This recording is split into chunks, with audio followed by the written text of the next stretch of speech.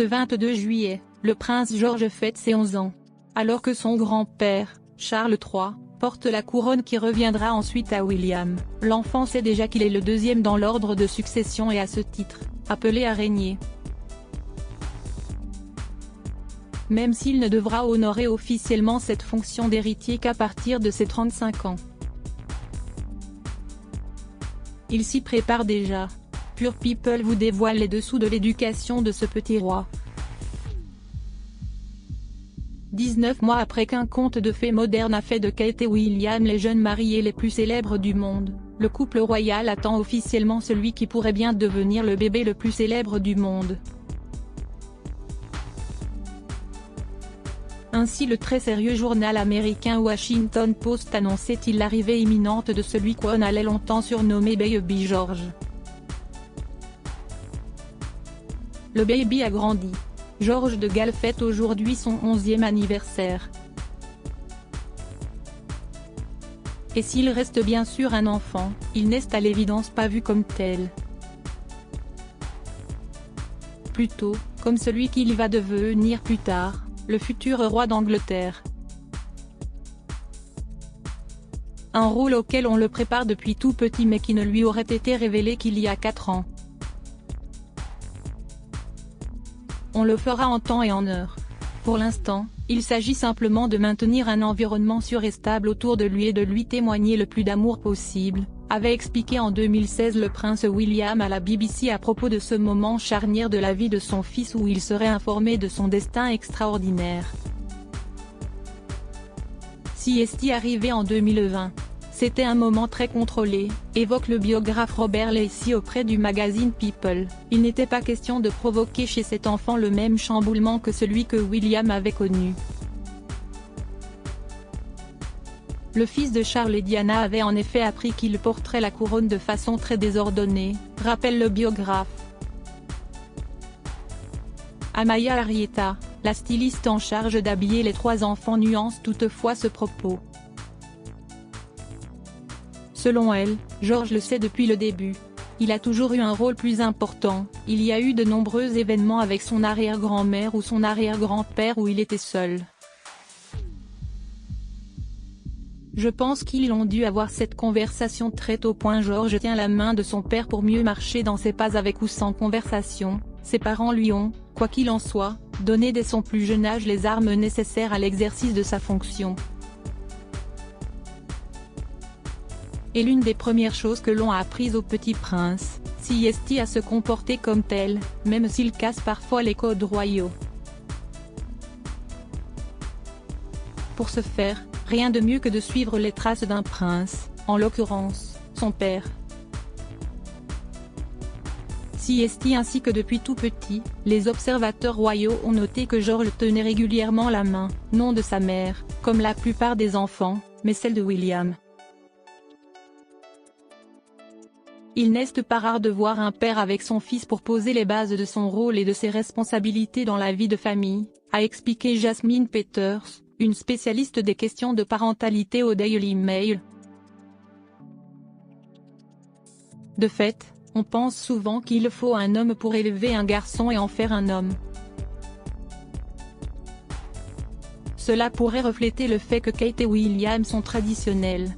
Ainsi, pour William, tenir la main de son fils, le faire marcher dans ses pas, lui montrer le chemin, poser les bases de ce que seront son rôle et ses responsabilités. Des responsabilités que ses parents ne veulent pas écrasantes, tout du moins à un si jeune âge. À la différence des générations passées où le devoir et le protocole prenaient le pas sur le bien-être de l'enfant, Kate qui a fait récemment sa 2e apparition publique depuis l'annonce de son cancer, et William sont particulièrement sensibles à ces questions. Avec George, explique Robert Hardman, auteur du livre The Making of a King Charles III and the Modern Monarchy, la fabrique d'un roi, le roi Charles III et la monarchie moderne, au magazine People, on a le sentiment que la priorité est que lui et ses frères et sœurs ne soient pas découragés, que ce ne soit pas effrayant, que ce soit quelque chose qu'ils comprennent et que cela fasse partie de leur vie.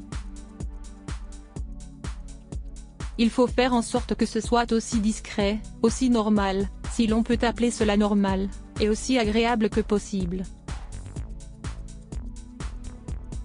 Ce spécialiste de la royauté explique aussi que contrairement à Charles, qui a été élevé sans jamais être consulté, William a pu choisir sa voie, qu'il s'agisse de ses études universitaires, de ses engagements militaires ou de ses premières fonctions royales.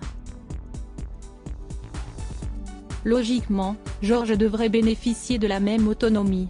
En revanche, estime cet auteur, il n'aura certainement pas la même relation à son grand-père Charles que celle que William avait avec sa grand-mère Elizabeth lorsqu'il allait prendre le thé chez elle en fin d'après-midi en sortant de ton par exemple.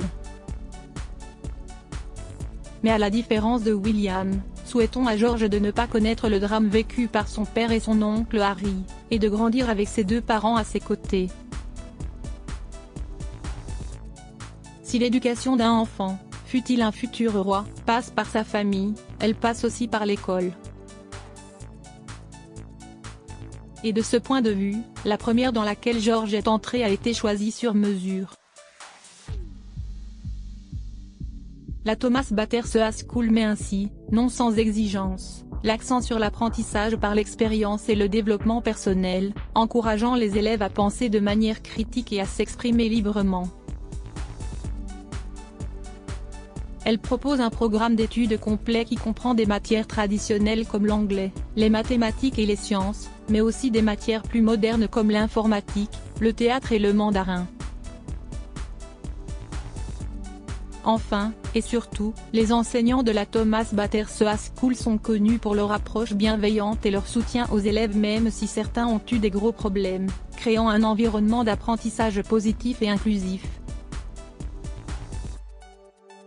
Depuis qu'ils ont quitté Londres pour Windsor, en 2022, George, comme Charlotte et Louis, est scolarisé à la Lambrook School, magnifique établissement dissimulé dans un écrin de verdure et qui propose une philosophie similaire.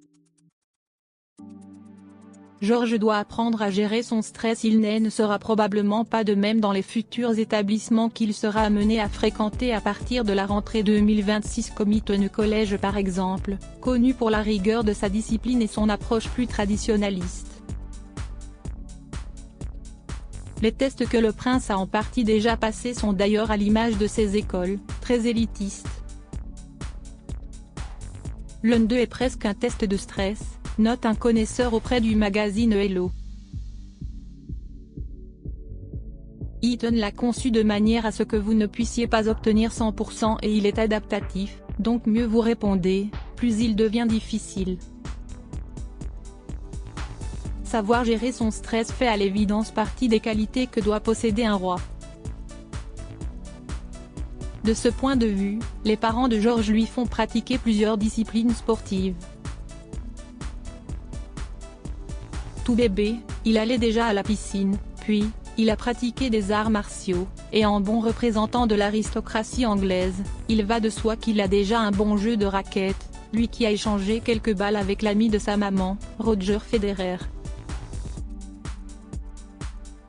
Et il ne fait pas de doute qu'à l'université, il se retrouvera assez rapidement avec un ballon ovale dans les mains.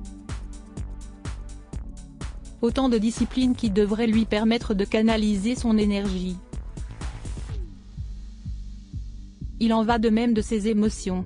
Si visiblement, son grand-père éprouve quelques difficultés à contenir les siennes, lui, comme ses frères et sœurs doit respecter cette règle, ne jamais crier. Gare à l'enfant qui s'avise de hausser le ton dans la famille, il se retrouve aussitôt isolé avec l'un de ses parents afin d'avoir avec lui une discussion sur ce qui l'a amené à agir ainsi, jusqu'à ce qu'il retrouve l'apaisement. Mais pour apprendre à devenir roi, rien ne vaut l'expérience, et de ce point de vue, l'enfant a déjà serré plus de mains célèbres que la plupart d'entre nous ne le feront de toute notre vie. Justin Trudeau en 2016, tentait de checker avec lui, il a suivi ses parents en voyage officiel en Australie, il était en Allemagne pour assister à la finale entre l'Angleterre et l'Espagne, debout dans les tribunes, non loin du roi Felipe. Et dans son pays, il y a bien sûr les événements officiels auxquels il est tenu d'assister, qu'il s'agisse de Trooping the Colour, où il se montre toujours bien plus sérieux que son petit frère Louis, ou bien sur du couronnement de son grand-père, le 6 mai 2023, lors duquel on lui avait confié le rôle de page d'honneur dans lequel il avait réalisé un sans faute. Mais avant de lui confier cette lourde tâche, ses parents avaient pris soin de lui demander s'il se sentait à l'aise avec la mission. Une éducation moderne, ou l'art de transmettre l'étiquette, tout en douceur.